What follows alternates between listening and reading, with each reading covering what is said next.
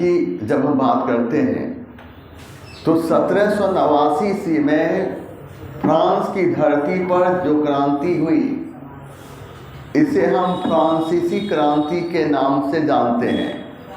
फ्रांसीसी क्रांति को फ्रांसीसी क्रांति के नाम से इसलिए जानते हैं क्योंकि यह क्रांति फ्रांस की धरती पर हुई थी।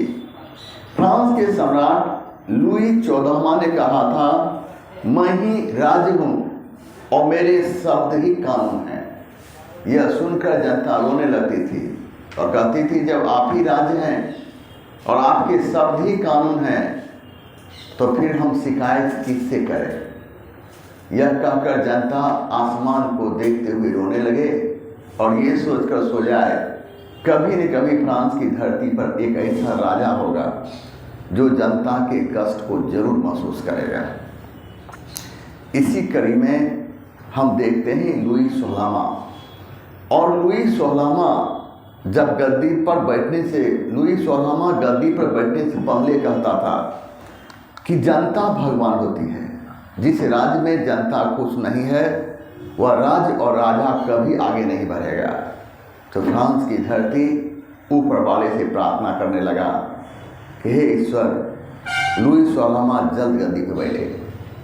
जब लुई 16वां गद्दी पर बैठा तो यह सबसे अधिक निरंकुश एवं अत्याचारी हुआ। अगर आपका भाई, आपका चाचा या कोई रिलेटिव आपको ये कहे, हमारी नौकरी हो जाने के बाद हम तुम्हें पटना भेजेंगे, अच्छा जीन्स देंगे, अच्छा टी शर्ट देंगे और पटना भेजकर जीएस हम सहनशाह से पढ़ाएंगे, तो आप भी ऊपर वाला से प्रार्थना कीजिएगा कि जल्दी से नौकरी हो जाए।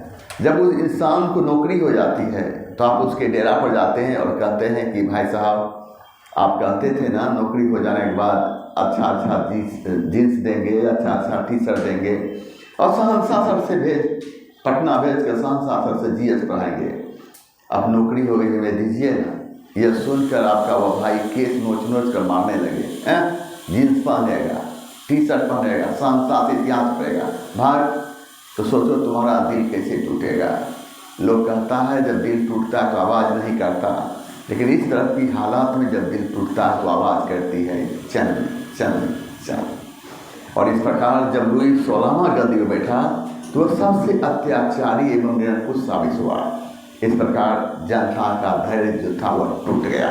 इस प्रकार 1789 ईस्वी की फ्रांसीसी क्रांति फ्रांस के सम्राट लुई 16वें के शासनकाल में हुई थी और लुई 16वां बूर्बो राजवंश से संबंधित था। हम देखते क्या है, कोई क्रांति तब सफल होती है जब समाज का शिक्षित पढ़ा लिखा मध्यम वर्ग उसका साथ दे। इस प्रकार फ्रांसीसी क्रांति को सफल बनाने में रूसो, वॉल्टेयर एवं मॉन्टेस्क्यू ने महत्वपूर्ण भूमिका निभाया था। हम देखते क्या है कि फ्रांसीसी क्रांति के समय नारा दिया गया था स्वतंत्रता, समानता एवं बंधुत्व का। नेपोलियन फ्रांस का रहने वाला था। नेपोलियन को इतिहास में हम मैन ऑफ डेस्टिनी एवं लिटिल कारपोरल के नाम से भी जानते हैं। नेपोलियन ने फ्रांस की धरती पर इस बात का एहसास किया था, कानून के बगैर शासन नहीं चल सकती। इन्हीं बातों को ध्यान रखते हुए नेपोलियन ने फ्रांस की धरती पर कानून का संग्रह कराया, जिसे हम नेपोलियन कोड के नाम जानते हैं। नेपोलियन जब स्वाभिमान के साथ फ्रांस की धरती को जब ऊपर उठा रहा था, जीना सिखा रहा था, तो यह बात मित्र राष्ट्रों को खलने लगी। याद रखो, किसी का घर 3 मंजिला है, किसी का घर 3 मंजिला है और उसके घर के सामने अगर तुम 5 मंजिला बना रहा है तो ये तुमसे लड़ाई करेगा, कहेगा आपका सब्जी मेरे घर की तरफ आ गया है तो आपका पानी मेरे घर की तरफ मिल रहा है जलन से। तो ये प्रकृति का नियम है। जब किसी के कोई छोटा चीज जब बड़ा बनने लगता है तो आसपास में उसका विरोध होता ही है। लेकिन मित्र राष्ट्रों में जब नेपोलियन फ्रांस को स्वाभिमान सा जीना सिखा रहा था तो मित्र राष्ट्रों में जलन आ गई और मित्र राष्ट्र में शामिल थे अमेरिका, फ्रांस, इंग्लैंड, रूस, जापान।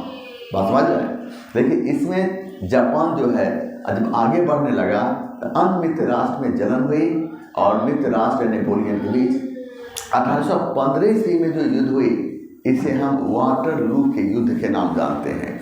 वाटरलू के युद्ध में जाने से पहले नेपोलियन की मुलाकात एक ज्योतिषी से हुई। नेपोलियन इतराते हुए जोशी के सामने हाथ रखता है, कहता है जोशी जी मेरा हाथ देखिए, बताइए मेरा तकदीर कैसा है। वह जोशी कहा कि तुम्हारा अंतिम समय बहुत कष्ट बीतेगा और इस युद्ध में तुम्हारी हार हो जाएगी। तो नेपोलियन कहता है जोशी जी इस हाथ में कौन ऐसी रेखा है जो ये बता रही कि हमारी हार होगी। तो जोशी कहा ये रेखा तुम्हारा थोड़ा और आगे होना चाहिए। कहा जे बात। नेपोलियन निकाला खंजर और हाथ को चीर कर रेखा बना दिया। कहा देख जोशी रेखा बन गई ना, मानो अपने भाग का निर्माता स्वयं होता है। जोशी कुछ नहीं बोला। जब नेपोलियन की जब हम बात करते हैं और वाटरलू के युद्ध में गया और वाटरलू के युद्ध में नेपोलियन को बुरी तरह से पराजय हो गई और मित्र राष्ट्रों ने नेपोलियन को पकड़कर और सेंट हेलेना द्वीप भेज दिया।